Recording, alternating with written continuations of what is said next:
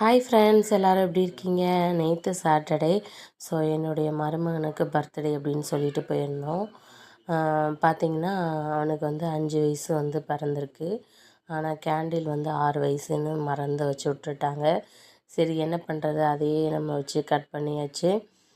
So தலைவருக்கு வந்து 5 வயசு.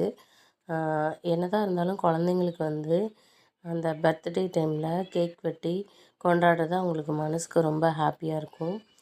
ஏன்னா நாங்களாம் வந்து சின்ன பிள்ளை கேக்கே வெட்டினது கிடையாது.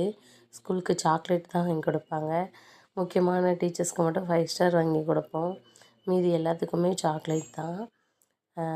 லைஃப்பில் ஒரு நாள் கூட நான் சின்ன பிள்ளையில் கேக் வெட்டினது கிடையாது. ஆனால் கேக் வெட்டுற ஃபங்க்ஷனுக்கு போயிருக்கோம். பட் பிள்ளைங்களாவது சந்தோஷமாக இருக்கட்டுமே அப்படின்ட்டு தவறாமல் நானும் எங்கள் அண்ணனும் கேக் வெட்டிடுவோம்.